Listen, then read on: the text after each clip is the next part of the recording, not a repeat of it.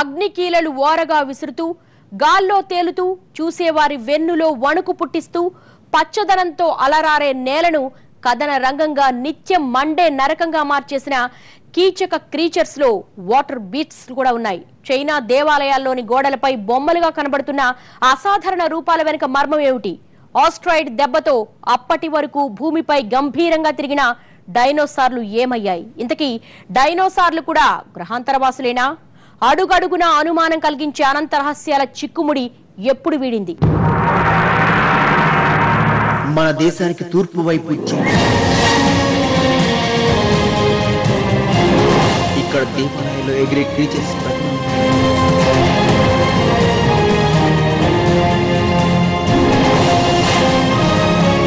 వీటిని 4వ శతాబ్దంలో కనుగొన్నారు.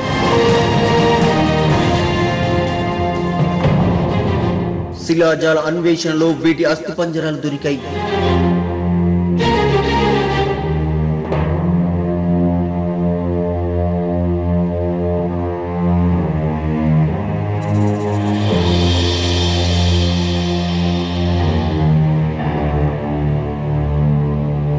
అన్ని డైనోసార్లు ఎగిరేవి కావు, కానీ కొన్ని మాత్రం విభిన్నం.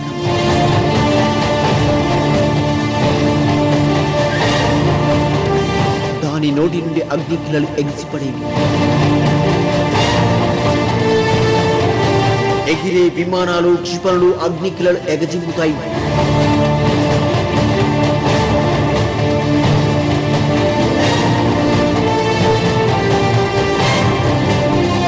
మరి అప్పుడు గరుడ ఎగిరే పక్షులు ఇలానే ఫైర్ ని సంధించేవా?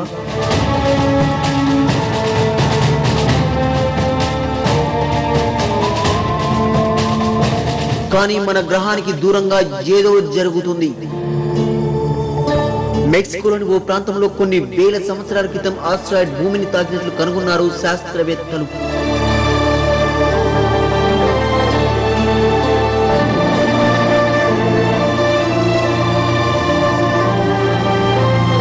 ఆ ఉపద్రవానికి డైనోసార్లు కనుమరుగైనట్లు తెలుస్తుంది.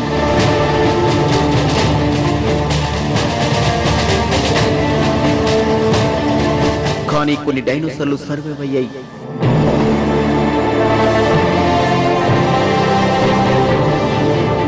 ఇప్పుడు మనం చూస్తున్న ఎన్నో జీవచరాలు సర్వైవ్ అయ్యాయి.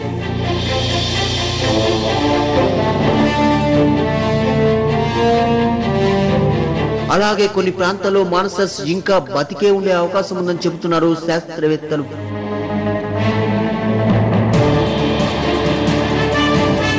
స్కాట్లాండ్ 565 సంవత్సరంలో వాటర్ బీస్ట్ చాలా మందిని పొట్టన పెట్టుకున్నట్లు ఫాదర్ కొలంబస్ తన పుస్తకంలో రాశాడు.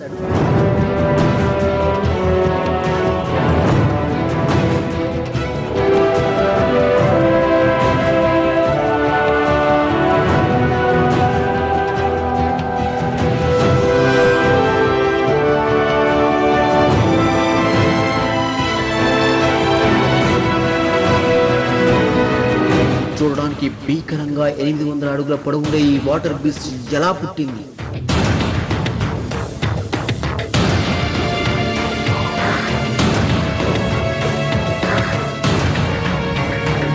ఆస్ట్రాయిడ్ అటాక్ నుండి ఎలా సర్వైవ్ అయింది? గ్రీకు పురాతన గ్రంథాల ప్రకారం హైడ్రా రూపంలో ఉండే స్నేక్స్ బీస్ట్ చాలా మందిని బలిపడేది.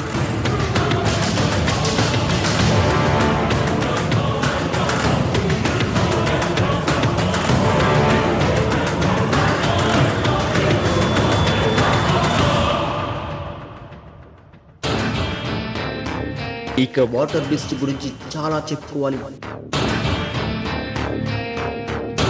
వివిధ రకాల రూపాలతో భయంకరంగా కనబడే అసాధారణ రూపాలు సైలింగ్ బోట్స్ ని నీట ముంచేసేవి. పురాతన ఆస్ట్రోనాట్ థియరిస్ట్ ప్రకారం హీబ్రూ బైబిల్లో ఈ భారీ సీ క్రీచర్స్ గురించి రాయబడి ఉంది.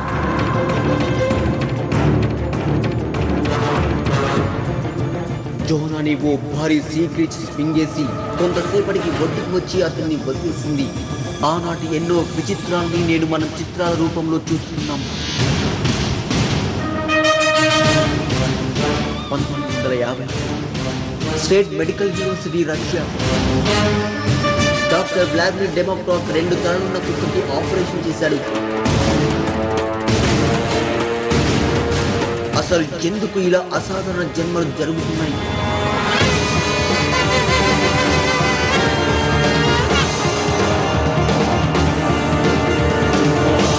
ఇది గ్రీక్ శిల్పంలో ఉన్న 3 తలల కుక్క.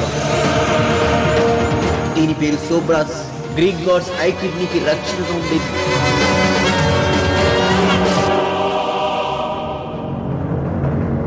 ఏన్షియంట్ ఏలియన్స్ ప్రకారం సినిమాలో మనం చూసిన సగం మానవుడు సగం జంతువు రూపాలు ఆనాడు ఉండేవి.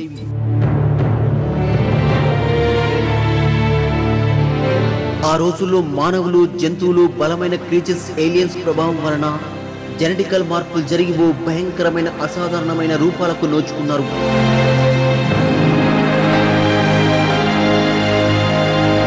పూర్వీకుల గ్రంథాలు, మత గ్రంథాలు ఇలా అన్ని ఆనాటి మిస్టీరియస్ క్రీచర్స్ గురించి సంక్లిష్ట సమాచారాన్ని పొందుపరిచిన నేడు మనలో ఉన్న అనుమానాల నివృత్తి దిశగా శాస్త్రవేత్తలు వేసిన అడుగు వలన అసలు నిజం తెలుస్తుంది.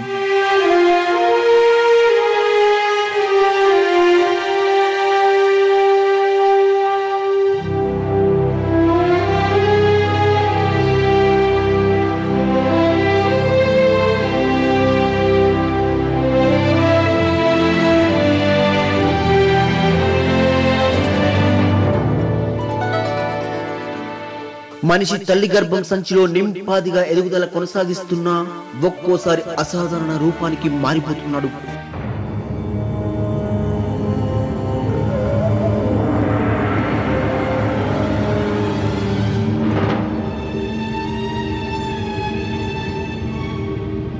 ఇదంతా ఏదో శక్తి చేస్తుందన్న నమ్మకమో మూఢనమ్మకమో, ఏమో మనిషిని మాత్రం ఆలోచించేలా చేస్తుంది.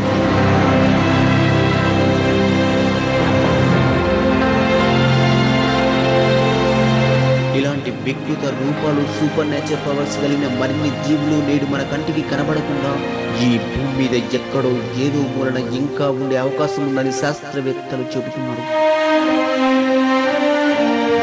ఈ పురాతన గ్రహాంతర వాసుల అసలు రహస్యం మొహంజదారో నుండే మొదలైందా?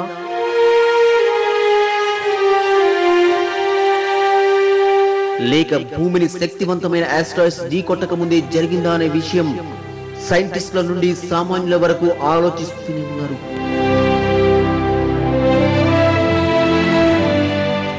ఆకారం బట్టి జీవుల జాతుల్ని డిసైడ్ చేసే కాలం కాదిది.